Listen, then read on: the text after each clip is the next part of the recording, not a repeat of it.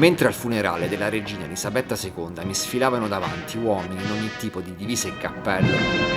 No, aspetta, questo sono io e una turista che saluta casa. Comunque, mentre ero lì, mi sono chiesto se dopo 4 giorni a Londra potessi spiegare l'amore dei britannici per la famiglia reale. To see so much grief and love for our Queen, and she's been around all my life. Io sicuramente no, ma alcune persone ci hanno dato una mano e forse l'impazzimento di un regno intero per la sua sovrana sarà un po' più chiaro.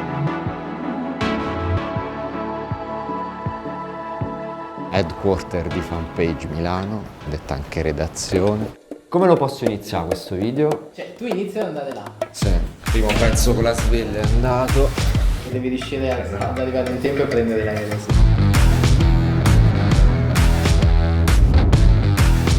Volevo solo arrivare in albergo.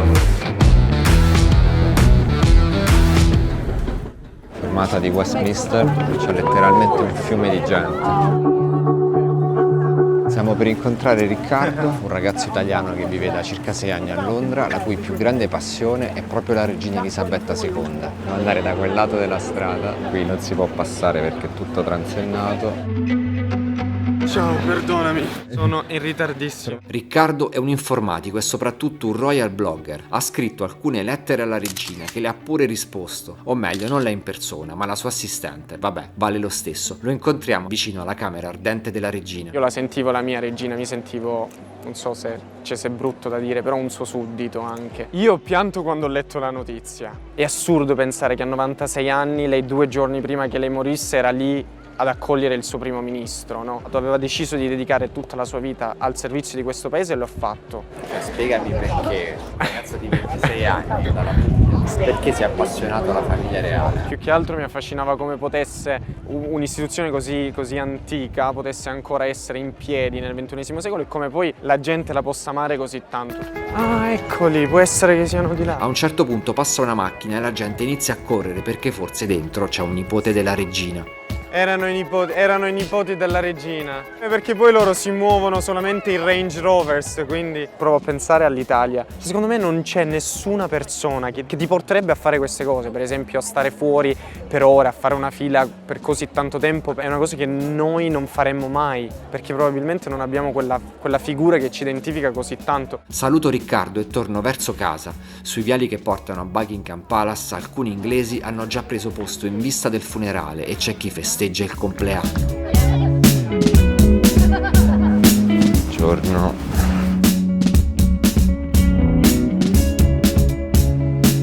Un giorno al funerale della regina Elisabetta II, ci sono file chilometriche per dare l'ultimo saluto alla regina. Per fare foto all'uscita della camera ardente serve un pass, che ovviamente non ho. So, if you got the day pass? Mi metto dietro a un fotografo, scusa amico fotografo, lo seguo e ci piazziamo davanti. This way? Bugatti. Ordinatamente, in pieno stile British, una massa silenziosa di persone lascia la camera ardente. Last night about 11 o'clock, so we got through about, well, just now, literally just now, yeah. Explain all of this to someone who is not from Great Britain, like me. It's nice to have something that is above politics, is what a royal family does for you. They are above politics. I wouldn't want to live in a Republican country. I'm very proud of our royal family, and I think probably, as you can see, a lot of other people are too. So to go in there, it takes your breath away as well, Yeah. didn't it? It took my breath made away. us very proud. Yeah. Congratulations, you made it to the right side of the river now. Mentre cerco qualcuno in coda, famoso tipo David Beckham, ma non lo trovo, mi ricordo della signora che è la più grande fan al mondo della regina, tipo il nostro amico Riccardo, ma più anziana. Ha 12.000 cimeli sulla Royal Family. Se vedi la sua casa non puoi non capire perché in tanti hanno fatto 15 ore di coda per salutare la regina.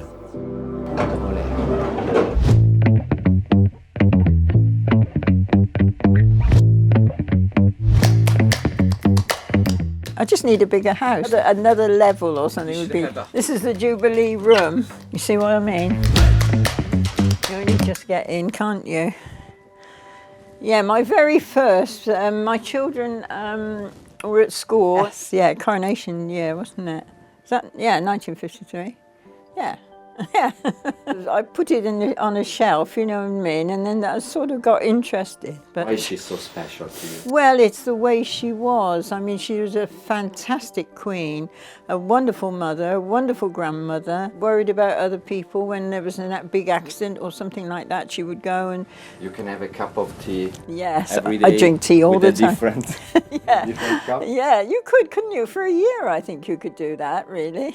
More than a year. Yeah, more I than guess. a year. Yeah, I think so. These are quirky. They came from London, and they're supposed to be the Queen and Prince Philip.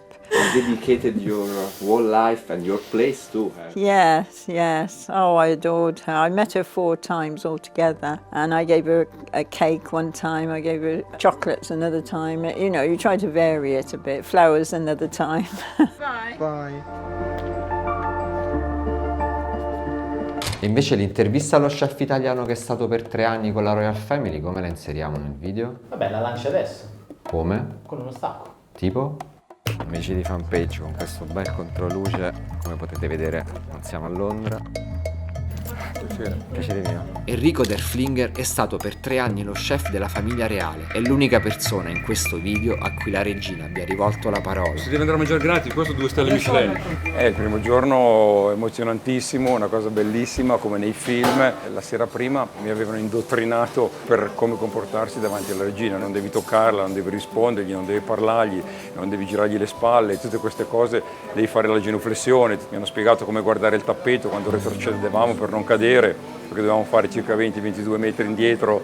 Però adesso qui abbiamo bagnato il risotto, si chiama risotto Regina Vittoria, è fatto con i gamberi rossi di Mazzara e l'ho cucinato la prima volta quando Gorbaciov ha incontrato Reagan. La regina, rompendo il protocollo a fine cena, lei mi ha chiamato in sala, ho fatto questa corsa, sono arrivato lì col fiatone, ha fatto un sacco di complimenti, mi ha chiesto cosa volevo di regalo, ho chiesto poi la pentola, che è questa pentola di questo risotto che avevo fatto quel giorno. A questo punto non ci resta che chiedere la dieta della regina. Mangiavo a colazione il mezzo pompelmo, i flake, il burro, il tè, poi a mezzogiorno di solito si stava leggeri, la cena, di solito carne, la bistecca fatta con dei funghi e una salsa di crema con un goccio di whisky anche lì e poi magari dopo cena un piccolo mezzo whisky. L'ultima cosa che ha detto la regina qual è stata? Mi ha ringraziato ancora, mi ha detto di tornare presto, di tenerci in contatto. Però la regina, come spiegavo prima, non è che la regina ti parla, tu ti dice una domanda molto breve e tu ringrazi, rispondi, fai l'inchino e vai. Perché le regine nel mondo che contano sono 5. Quella di cuori, di fiori, di picche, di quadri e la regina d'Inghilterra. Poi stacco e sei di nuovo a Londra per il funerale. Vabbè, sto stacco funziona sempre. Sono le 4:30 di mattina, siamo pronti per questo funerale. Una giornata abbastanza lunga. In strada c'è già gente, mi dirigo verso Horsgard, uno dei punti da cui passerà il feretro della regina. Qui però le immagini sono buie e allora passiamo direttamente alla luce del sole, col posto che si è già riempito. La mia vicina di funerale mi offre della cioccolata e le faccio qualche domanda. Thanks for the you're welcome.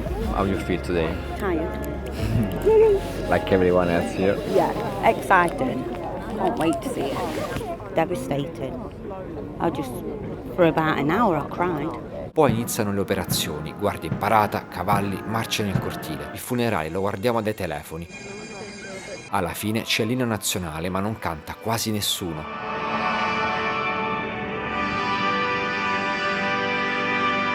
Squilla un cellulare, succede pure qua. Poi un timido applauso. Il momento tanto atteso, dal cancello di Horsgard arriva il feretro della regina, 5 minuti per attraversare il cortile. La bara si avvia verso i viali, ripassano tutte le guardie reali e inizia il deflusso.